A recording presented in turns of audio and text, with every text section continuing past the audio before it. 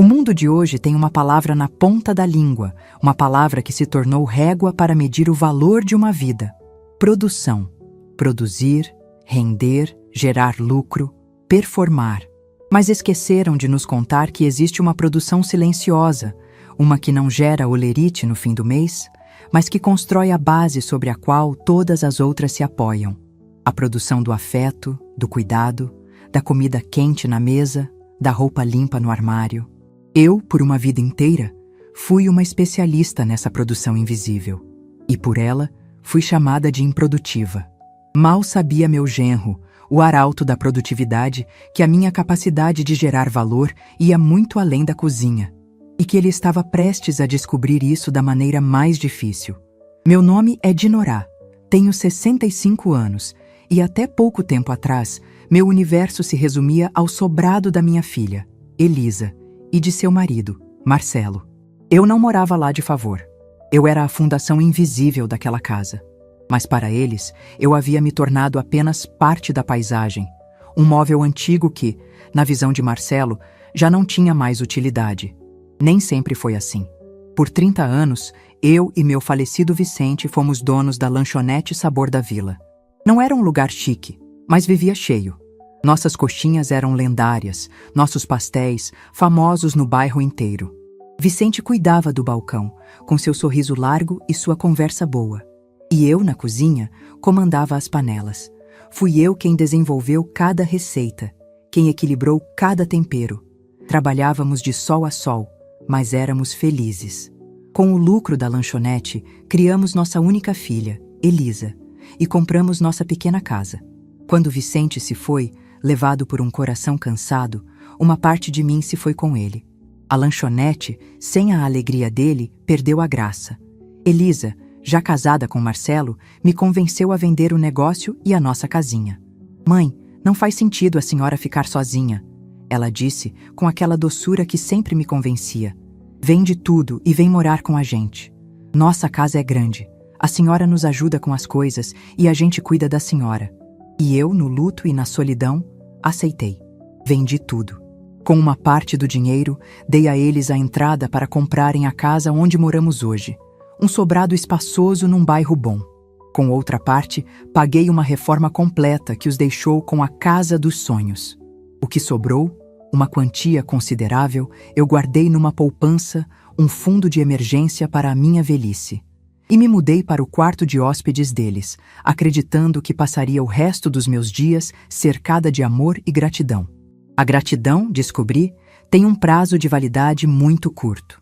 Marcelo, meu genro, era um homem obcecado com a imagem do sucesso. Ele trabalhava com vendas, vivia de comissões e sonhava em ser um grande empreendedor digital. Tinha uma conversa cheia de termos em inglês: mindset, networking, performance, mas uma conta bancária que raramente saía do vermelho. A minha presença no início foi a solução para os problemas dele.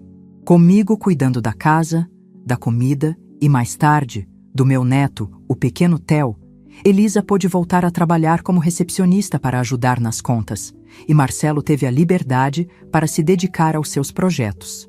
E eu me tornei a administradora invisível daquele lar. Acordava às 6, preparava o café da manhã de todo mundo.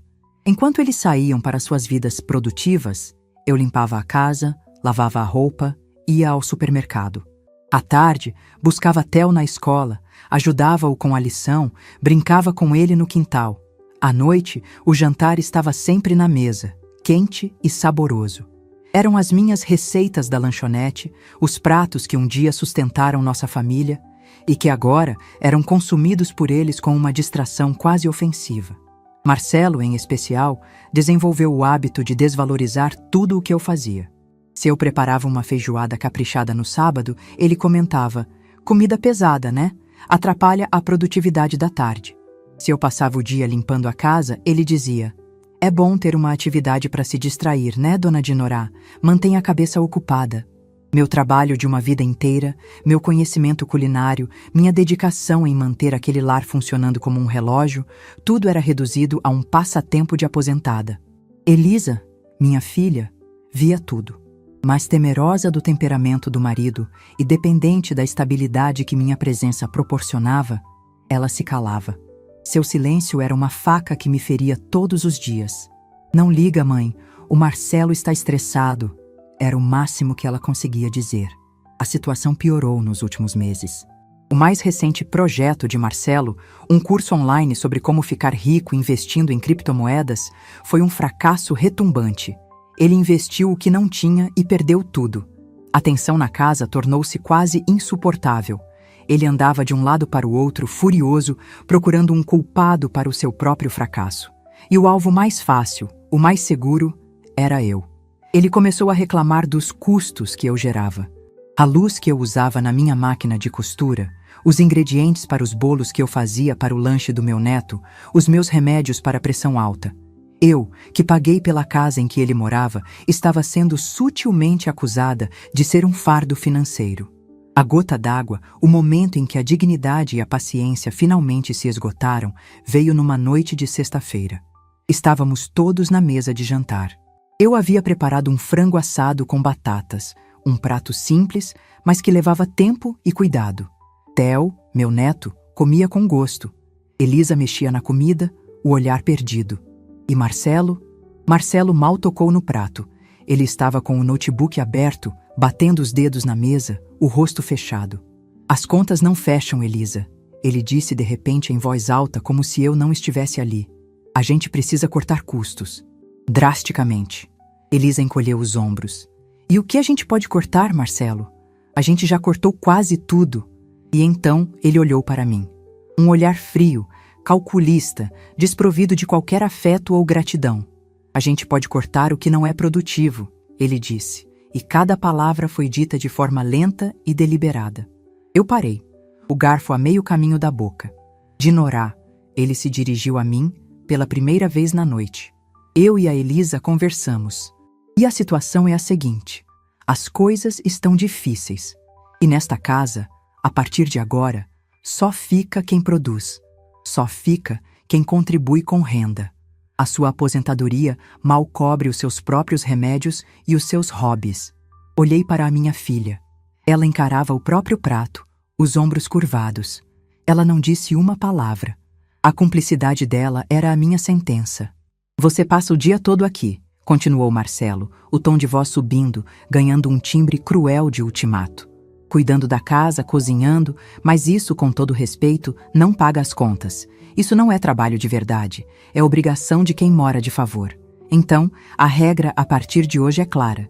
Se quiser continuar morando aqui, debaixo do meu teto, você vai ter que trabalhar. Debaixo do seu teto, a casa que eu paguei. Arrumar um emprego, ele continuou, agora de pé, gesticulando. Fazer um bico, vender alguma coisa na internet, não me importa. Mas você vai ter que gerar renda, contribuir financeiramente. Chega de gente improdutiva nesta família. Nessa casa, só fica quem produz. A humilhação foi total.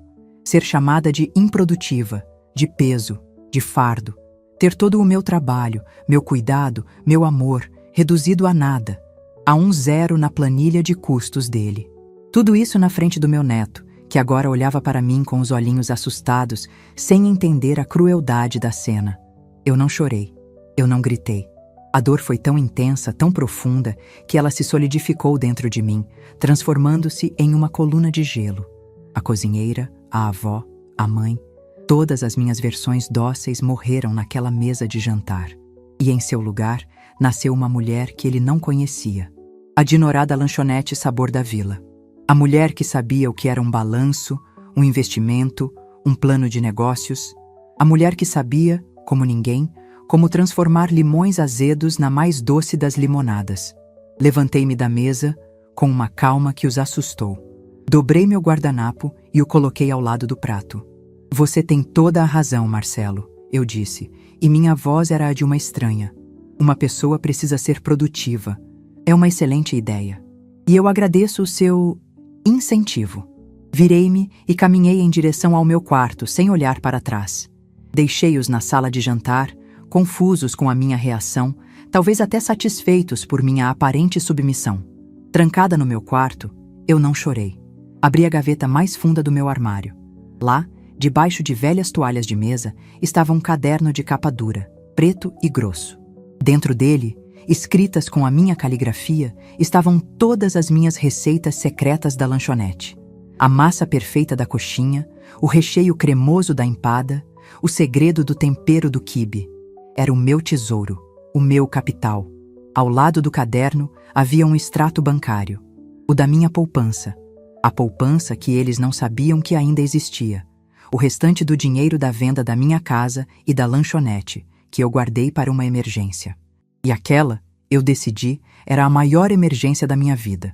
A emergência da minha própria dignidade.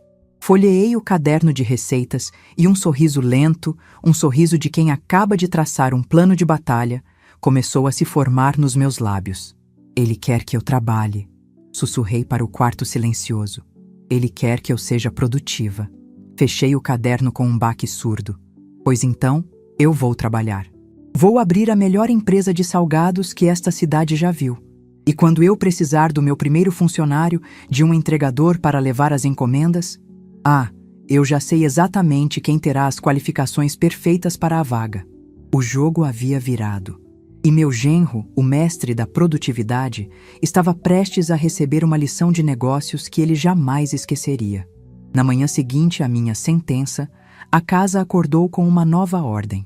Eu me levantei antes de todos, como de costume, mas não fui para a cozinha preparar o café da família. Fui para a pequena escrivaninha que mantinha no meu quarto, um móvel que antes servia apenas para guardar papéis antigos e novelos de lã. Naquela manhã, ela se tornou a minha mesa de diretoria. Com o meu caderno de receitas de um lado e o extrato da minha poupança do outro, eu comecei a trabalhar. Fábio e Elisa desceram e encontraram a cozinha silenciosa e o bule de café vazio. Vi a confusão no rosto deles. Estavam acostumados a descer e encontrar a mesa posta, o cheiro de pão fresco no ar. "Ué, mãe, a senhora não fez café?" perguntou Elisa, com uma ponta de irritação na voz. "Não, minha filha. Hoje eu estou muito ocupada, planejando o meu novo emprego", respondi do meu quarto, sem desviar os olhos das minhas anotações. "A cozinha está livre para quem quiser usar." Eles se entreolharam, surpresos e contrariados.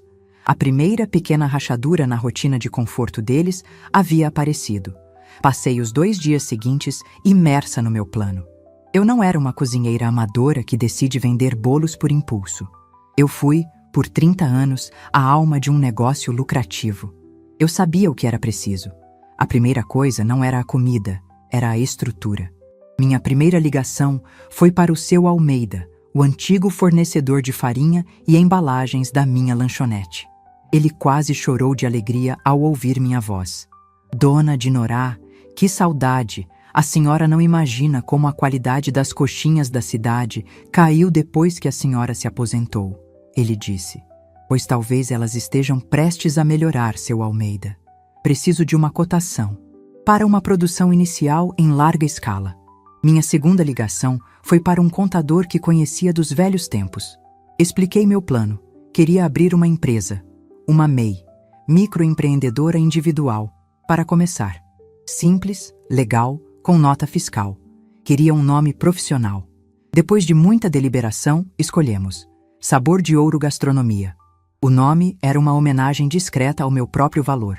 Enquanto eu estava ao telefone, resolvendo questões de alvarás e impostos, Marcelo, meu genro, passava pela porta do meu quarto e me olhava com um sorriso de escárnio. "Olha só a grande empresária em ação", ele debochou um dia. "Cuidado para não gastar toda a sua aposentadoria nessa brincadeira, hein, dona Dinorá? Toda boa empresa exige um investimento inicial, Marcelo. Você, como um homem de projetos, deveria saber disso", retruquei, sem tirar os olhos dos meus papéis. Ele não gostou da resposta e saiu batendo os pés. A confiança dele na minha suposta incapacidade era a minha maior arma. Com a empresa legalmente constituída, usei parte das minhas economias para o investimento em capital de giro. Comprei pela internet uma maceira industrial de pequeno porte, uma fritadeira elétrica profissional e um freezer horizontal. Quando as caixas começaram a chegar, a confusão de Elisa e a zombaria de Marcelo aumentaram. "Mãe, o que é tudo isso? A senhora vai montar uma filial da sua antiga lanchonete na nossa garagem?" perguntou Elisa, espantada. Algo parecido, minha filha. Chama-se produção. Minha estratégia de negócio era clara. Eu não ia competir com as lanchonetes de bairro. Meu alvo era o mercado corporativo, as empresas, os escritórios, os eventos. Um mercado que paga mais, que encomenda em grande quantidade e que valoriza a qualidade e a pontualidade acima de tudo. Preparei meu portfólio. Durante 3 dias, transformei a minha cozinha, num laboratório de sabores. Fiz mini coxinhas com recheio de frango cremoso, mini quibes perfeitamente temperados, pequenas empadas que desmanchavam na boca, bolinhas de queijo que usavam 3 tipos de queijo para um sabor inigualável. Cada salgado era uma obra de arte, uma joia de sabor. Fotografei tudo com a câmera do meu celular, montei uma apresentação simples, mas elegante e comecei a minha prospecção. Liguei para os donos de empresas que eram meus antigos clientes, pessoas que eu sabia que tinham um bom paladar e que apreciavam um trabalho bem feito. Dr. Matias, lembra de mim? Sou a Dinorá, do Sabor da Vila. Estou com um novo empreendimento, focado em catering para eventos corporativos.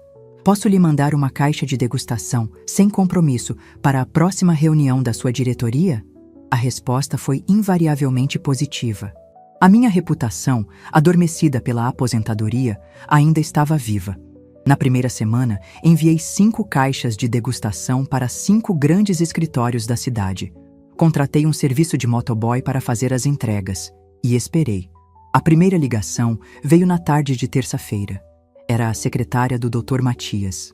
Dona Dinorá, pelo amor de Deus, que salgados são esses? O meu chefe disse que nunca comeu nada igual. Ele quer encomendar 500 para o evento de fim de ano da empresa e quer saber se a senhora faz um contrato de fornecimento mensal para as reuniões da diretoria. Eu sorri. O primeiro peixe, e era um peixe grande, havia mordido a isca. Até o final daquela semana, as 5 empresas para as quais enviei as amostras haviam se tornado minhas clientes. As encomendas eram enormes. A minha cozinha, antes o palco da minha servidão, agora era o coração pulsante da Sabor de Ouro Gastronomia. A dinâmica na casa mudou completamente. Eu acordava às 5 da manhã e o cheiro de massa fresca e de temperos tomava conta do ar. A mesa de jantar, antes o local da minha humilhação, agora era minha bancada de trabalho, onde eu enrolava centenas de salgados. A paz e o silêncio da casa haviam sido substituídos pelo som da minha masseira e pelo borbulhar do óleo na fritadeira. Eu estava, como Marcelo havia exigido, produzindo, e a minha produção estava ocupando cada centímetro da casa. A reação deles foi de um espanto crescente. Eles viam as caixas e caixas de embalagens personalizadas que eu havia mandado fazer. Viam os entregadores chegando para buscar as encomendas. E, principalmente, viam a minha transformação.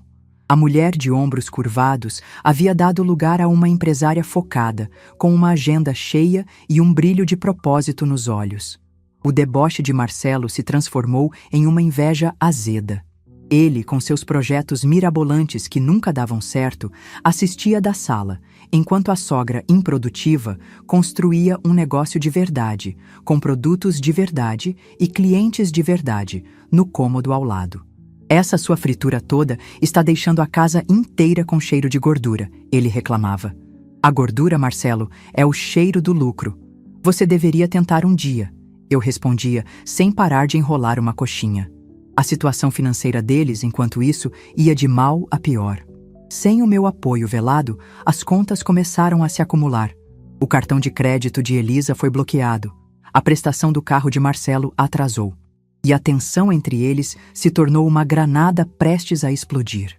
O ponto de ruptura dele, o momento em que a realidade finalmente o atropelou, aconteceu 1 mês depois. Eu havia fechado um contrato enorme para fornecer salgados para um coquetel de lançamento de um grande empreendimento imobiliário.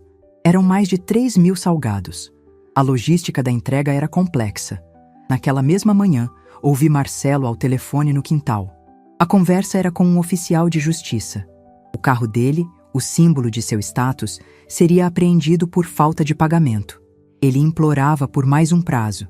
Dizia que conseguiria o dinheiro, mas a voz do outro lado era irredutível. Ele desligou o telefone e entrou em casa, pálido, derrotado. Era o fundo do poço. E eu, com o timing perfeito que a vida às vezes nos oferece, decidi que era a hora. Marcelo, eu o chamei da cozinha. Ele se aproximou, o olhar vazio. Como você sabe, eu comecei profissionalmente secando as mãos no avental. A minha empresa, a Sabor de Ouro, está crescendo rapidamente. E eu estou com um gargalo na minha operação, a logística. Os serviços de motoboy não são confiáveis para encomendas grandes e o custo está alto. Ele me olhava sem entender aonde eu queria chegar. Eu preciso de um entregador, alguém fixo, de confiança. Alguém com carteira de motorista e que conheça bem a cidade. O trabalho consiste em retirar as encomendas aqui em casa e entregá-las aos clientes, nos horários combinados. Exige pontualidade, responsabilidade e uma boa apresentação. Fiz uma pausa, olhando-o nos olhos. O pagamento é por entrega, um valor justo. Mais uma ajuda de custo para a gasolina, caso você ainda tenha um carro. É um trabalho honesto, Marcelo. Um trabalho que gera renda. Eu sei que você está disponível no mercado e precisa de dinheiro. A vaga é sua, se você a quiser.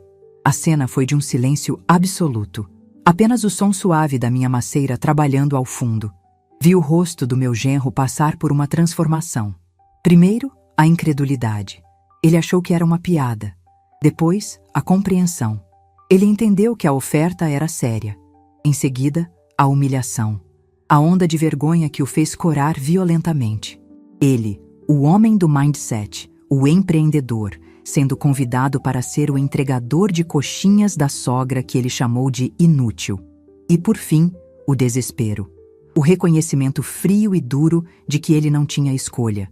Ele precisava daquele dinheiro. Ele precisava daquele trabalho. Ele tentou falar, a voz falhando. Eu preciso de uma resposta até o final do dia, Marcelo. Eu disse, virando-me de volta para a minha bancada. A primeira entrega é para amanhã, às 8 da manhã. É uma encomenda grande, para o coquetel da construtora onde o seu cunhado trabalha. Seria uma pena se os salgados não chegassem a tempo na festa do irmão da sua esposa, não é mesmo? Deixei-o ali, parado no meio da cozinha, com o peso da minha oferta e da sua própria ruína sobre os ombros. A mulher improdutiva estava prestes a assinar a carteira de trabalho do homem que se achava o auge da produção. E o sabor daquela ironia era, para mim, muito mais delicioso do que o de qualquer uma das minhas coxinhas. O silêncio que se seguiu à minha oferta de emprego foi o mais longo e pesado que a nossa cozinha já testemunhou. Marcelo ficou parado, o rosto uma tela em branco onde se projetavam em rápida sucessão o choque, a humilhação, a raiva e, por fim, o reconhecimento frio e desolador de sua própria impotência. Ele, o homem do mindset empreendedor, o palestrante de sucessos imaginários, estava sendo convidado para o cargo de entregador de coxinhas. E a presidente, diretora de RH e única entrevistadora daquela multinacional de uma mulher só, era a sogra que ele havia rotulado de improdutiva. A ironia era tão espessa que poderia ser cortada e servida como sobremesa. Elisa, minha filha, olhava de mim para o marido, as mãos na boca, os olhos arregalados de pavor e talvez de uma secreta e relutante admiração por minha audácia. Ela esperava que eu o salvasse, que eu lhe oferecesse dinheiro, uma solução mágica. Não esperava que eu lhe oferecesse um avental e um mapa de entregas. Gaguejou Marcelo, finalmente. Você está falando sério?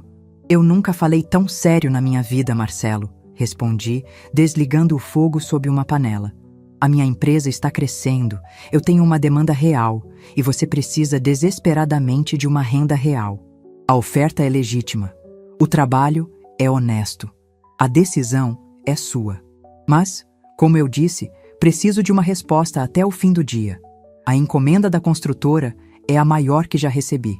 Não posso arriscar perdê-la por uma falha logística. Virei-me e continuei meu trabalho, tratando-o não como um genro em crise, mas como um candidato a uma vaga. Dei a ele espaço para digerir a própria ruína. Naquela noite, a casa foi palco de uma discussão abafada que durou horas. Ouvi os sussurros furiosos do quarto deles. A voz de Marcelo, cheia de orgulho ferido. A de Elisa, uma mistura de medo e pragmatismo.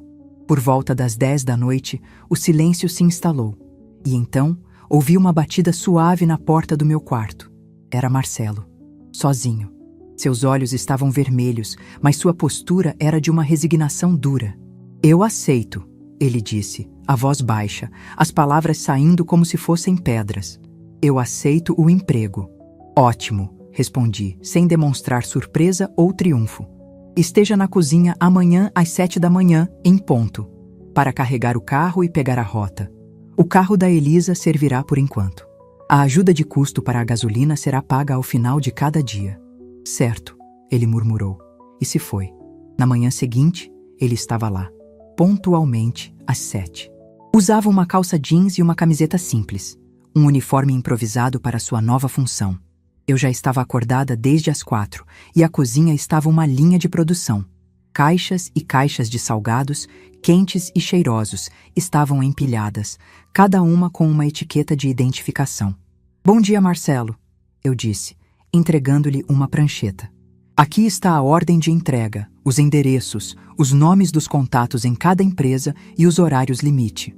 A sua primeira tarefa é organizar as caixas no carro na ordem correta da rota para otimizar o tempo. Ele pegou a prancheta em silêncio e começou a trabalhar.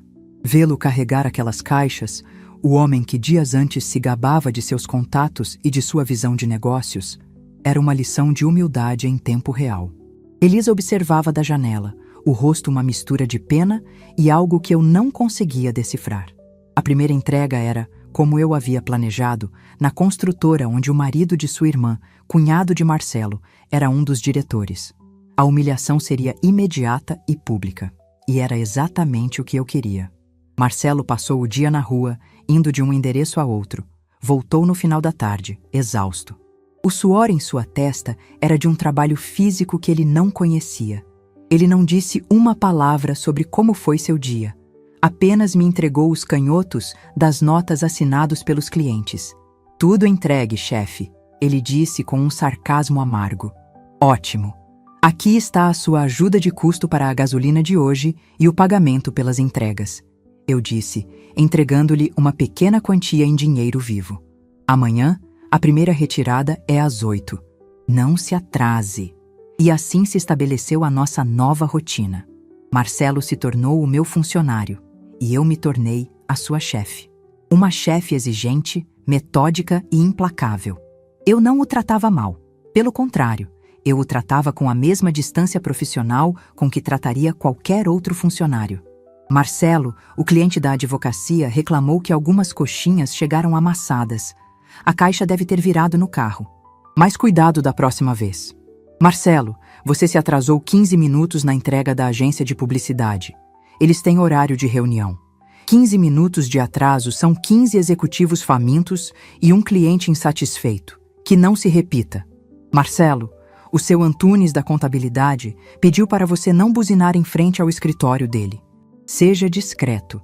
Cada instrução minha, cada ordem, era uma pequena pílula de humildade que ele era forçado a engolir. E, aos poucos, eu comecei a notar uma mudança. A raiva em seus olhos deu lugar a um cansaço profundo. O sarcasmo foi substituído por um silêncio resignado. Ele estava começando a entender. Ele estava vendo, em primeira mão, o que era o trabalho invisível. Ele via as horas que eu passava na cozinha, desde a madrugada. Via a complexidade de gerenciar as encomendas, de controlar o estoque de ingredientes, de garantir que cada um dos milhares de salgados saísse com o mesmo padrão de qualidade. Ele via a força física necessária para lidar com panelas pesadas, com o calor da fritadeira, com as longas horas em pé. O hobby da sogra, ele descobriu, era um negócio muito mais complexo e exigente do que qualquer um dos seus projetos mirabolantes. Numa noite, eu estava na cozinha, fechando o balanço do dia, quando ele entrou, depois de sua última entrega. Eu não entendo, ele disse, parando na porta. Não entende o quê, Marcelo? Como a senhora faz isso, todos os dias, sozinha? O cheiro, o calor, o peso. Eu faço só as entregas e chego em casa moído. A senhora faz tudo. Era a primeira vez. A primeira vez que ele reconhecia o meu esforço. A primeira vez que ele me olhava não como um fardo, mas com uma centelha de admiração. Chama-se trabalho, Marcelo, respondi, sem desviar os olhos dos meus cadernos. Aquele que você disse que eu deveria arrumar. A grande virada. O momento em que eu soube que algo nele havia realmente quebrado e estava sendo reconstruído de forma diferente, aconteceu cerca de um mês depois do início do seu emprego. Eu havia recebido uma encomenda de última hora, enorme, para uma festa de uma grande empresa. Eram mais de 5.000 salgados para serem entregues no sábado pela manhã. Para piorar, minha fornecedora de queijo, Dona Eliana, me ligou dizendo que seu carro havia quebrado e que ela não conseguiria me entregar os 20 quilos de queijo que eu precisava. Era uma crise. Sem o queijo, metade da encomenda estava comprometida. Eu entrei em pânico. Comecei a ligar para outros fornecedores, mas era sexta-feira à tarde e ninguém poderia me entregar a tempo. Eu andava de um lado para o outro na cozinha, à beira de ligar para o cliente e cancelar o pedido, o que seria um desastre para a reputação da minha empresa. Marcelo chegou no meio da minha crise. Ele ouviu minha conversa desesperada ao telefone. O antigo Marcelo teria sorrido com satisfação, feliz com o meu fracasso. Mas o homem que estava na minha frente, o entregador, o funcionário, fez algo que me chocou. Me dá o telefone da Dona Eliana, ele disse com uma firmeza que eu não ouvia há muito tempo. Eu lhe dei o número, confusa. Ele pegou o telefone e começou a falar. Alô, Dona Eliana, aqui é o Marcelo, da Sabor de Ouro Gastronomia. Sim, o genro da Dinorá. Eu soube do problema com o seu carro. Escute, qual é o endereço da senhora? Certo. Não se preocupe. Eu estou indo aí buscar o queijo. Chego em menos de 1 hora. Ele desligou o telefone e pegou as chaves do carro da Elisa. Onde você vai, Marcelo? Perguntei atônita. Resolver um problema de logística da empresa, chefe. Ele respondeu, e pela primeira vez não havia sarcasmo em sua voz. A senhora pode me adiantar a ajuda de custo da gasolina? É longe. Ele não fez aquilo por mim. Ele fez pela empresa. Pelo negócio que ele via nascer e crescer com a força do meu trabalho. Naquele momento, ele não era meu genro. Ele era meu parceiro. Ele usou sua antiga lábia de vendedor, sua capacidade de resolver problemas, não para um projeto egoísta, mas para salvar o nosso sustento. Ele voltou 2 horas depois, com as caixas de queijo, descarregou tudo em silêncio. Eu apenas o observei, o coração cheio de uma emoção nova e confusa. Obrigada, Marcelo, eu disse, quando ele terminou. De nada, Dona Dinorá. A gente não podia perder esse cliente. Naquela noite, depois que a última coxinha foi enrolada e o último quibe foi frito, eu o chamei para uma conversa na sala. Elisa estava junto. Marcelo, eu comecei. O que você fez hoje foi além da sua função de entregador. Você demonstrou iniciativa, lealdade à empresa e uma capacidade de resolver problemas que eu não posso ignorar. Ele me olhou, desconfiado, esperando uma nova crítica. A Sabor de Ouro está crescendo mais rápido do que eu esperava. E eu não dou mais conta de tudo sozinha. A cozinha é o meu reino, mas a parte de fora, a parte de lidar com clientes, com fornecedores, de buscar novos negócios, essa parte exige um talento que não é o meu, mas é o seu. Fiz uma pausa, olhando-o nos olhos. Eu estou te oferecendo uma promoção. O cargo de entregador está vago. Eu quero te contratar como gerente comercial da Sabor de Ouro Gastronomia. Sua função será cuidar das vendas, das negociações, da expansão dos negócios. O seu salário será um fixo, modesto, mais uma comissão generosa sobre cada novo contrato que você trouxer. Você terá metas a cumprir. E continuará se reportando a mim. Elisa levou a mão à boca, os olhos cheios de lágrimas. Marcelo ficou completamente sem palavras. Eu estava lhe oferecendo não apenas um emprego de verdade, mas um caminho de volta para a sua própria dignidade profissional. Um caminho que ele teria que trilhar sob o meu comando. É uma chance de você usar o seu verdadeiro talento para construir algo sólido, algo real. Para ser, finalmente, o homem de negócios que você sempre disse que era, continuei. Ele olhou para a esposa, depois para mim. A luta interna era visível em seu rosto. Aceitar significava admitir que o meu negócio de salgados era viável.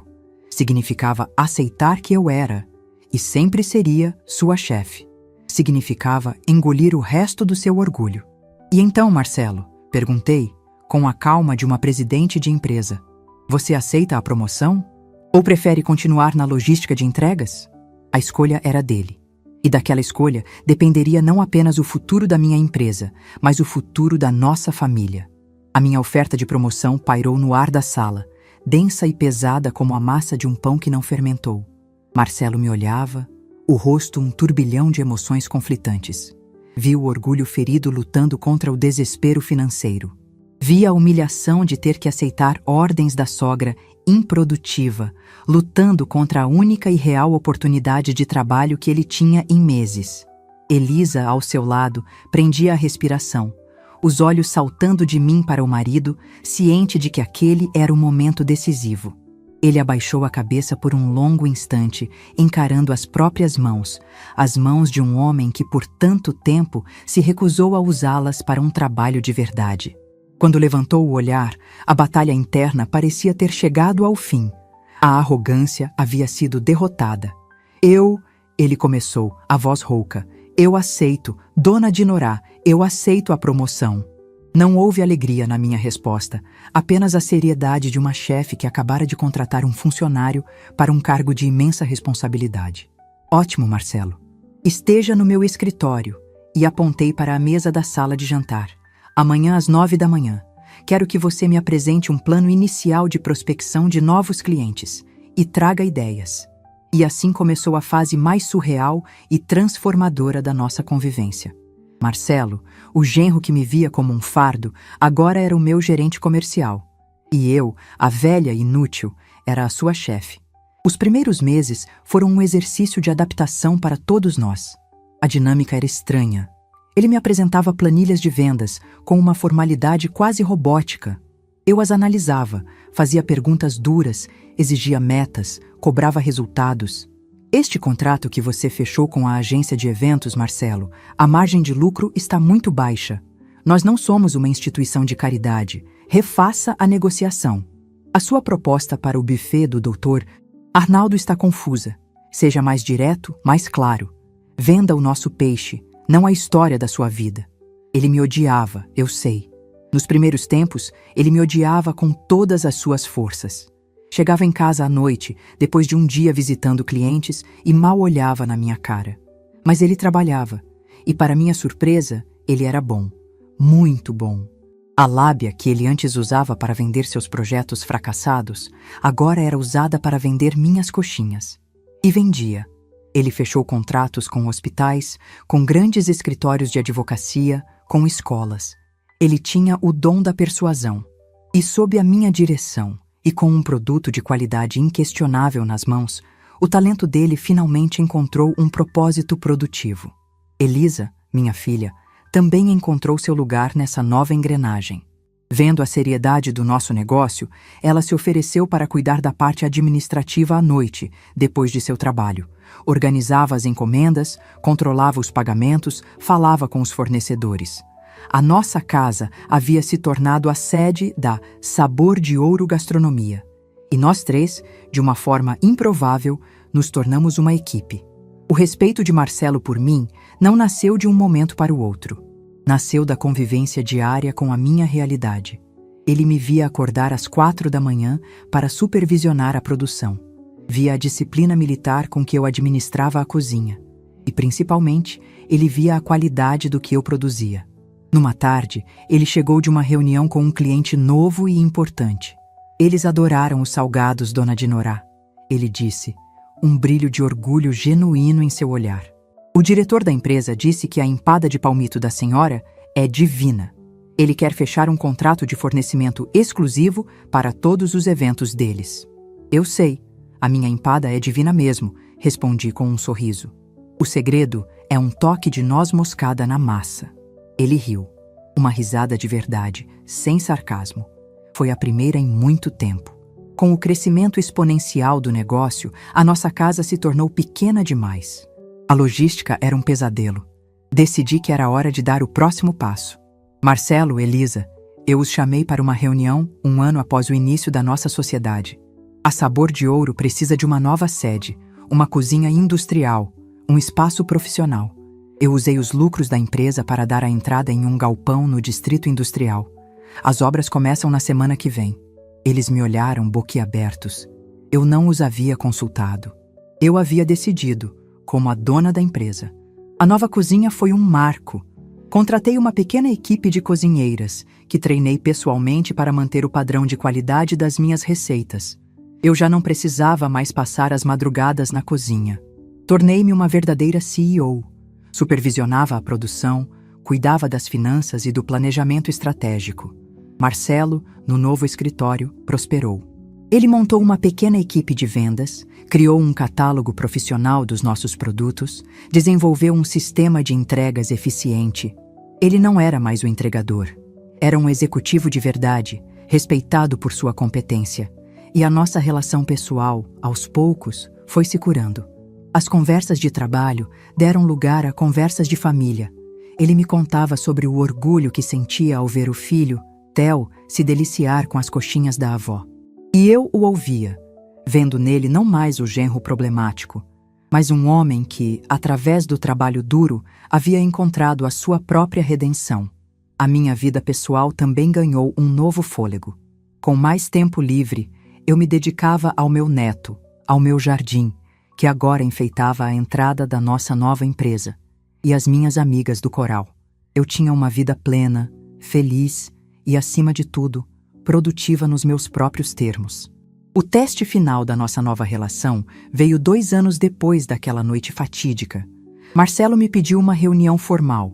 Ele estava nervoso, como nos velhos tempos, mas por um motivo diferente. Ele trazia consigo uma pasta cheia de planilhas e gráficos. Dona Dinorá, ele começou profissionalmente. Eu passei os últimos 6 meses estudando o mercado. E eu tenho uma proposta de expansão para a Sabor de Ouro. Ele me apresentou um plano de negócios brilhante, detalhado, para abrir a primeira loja física da nossa marca. Um café boutique em um bairro nobre que serviria nossos salgados e também doces e cafés especiais. O plano era ousado, mas os números eram sólidos, a pesquisa de mercado impecável. Eu o ouvi em silêncio, fazendo perguntas, desafiando suas premissas, como qualquer investidora faria. E ele defendeu seu projeto com uma paixão e uma competência que me encheram de orgulho. Quando ele terminou, eu me recostei na minha cadeira. É um excelente plano, Marcelo. Arriscado, mas com um potencial de retorno enorme. Eu sei, ele disse ansioso. E eu sei que a decisão é sua, mas eu acredito neste projeto. Eu acredito que podemos transformar a Sabor de Ouro em uma marca nacional. Eu também acredito, eu disse. E então, eu lhe fiz a minha contraproposta. Mas eu não vou financiar este projeto como a dona da empresa. Eu vou entrar nele como sua sócia. Ele me olhou confuso. Esta nova loja, continuei, será um negócio à parte, uma nova empresa, e eu proponho que ela seja nossa, 50% para mim, 50% para você. Você entrará com o seu trabalho, sua gestão e seu plano de negócios. E eu entrarei com o capital inicial. Você não será mais o meu gerente. Será o meu sócio, meu parceiro de negócios, em pé de igualdade. As lágrimas que surgiram nos olhos do meu genro, naquele momento, não eram de humilhação nem de vergonha. Eram de uma gratidão tão profunda que ele não conseguia colocar em palavras. Ele havia finalmente conquistado o seu lugar, não por direito ou por conveniência, mas por mérito. Hoje, a primeira loja da Sabor de Ouro by Dinorá Marcelo é um sucesso. Há filas na porta todos os dias. Elisa administra o financeiro, Marcelo cuida da expansão. E eu sou a guardiã da qualidade e do sabor, a alma do negócio. Às vezes, quando olho para a nossa loja cheia, para a minha filha e meu genro trabalhando juntos, sorrindo, eu me lembro daquela noite, daquela humilhação. E entendo que a vida tem um jeito curioso de nos ensinar as coisas. Ao me chamar de improdutiva, Marcelo me deu o maior dos incentivos. Ele me forçou a sair da minha zona de conforto e a construir um novo sonho. E ao lhe dar um emprego, eu não lhe dei apenas um salário. Eu lhe dei a chance de encontrar a sua própria dignidade. Meu nome é Dinorá. E eu aprendi que a maior produção de uma vida não é medida em lucro ou em números, mas na capacidade de transformar o desprezo em oportunidade, a humilhação em força e uma família quebrada em uma sociedade de sucesso. E o sabor dessa vitória, meus amigos, é o mais delicioso de todos. Se essa história tocou seu coração, deixe seu like, Se inscreva no canal e comente aqui embaixo. No meu lugar, o que você faria? Sua mensagem pode iluminar o dia de alguém.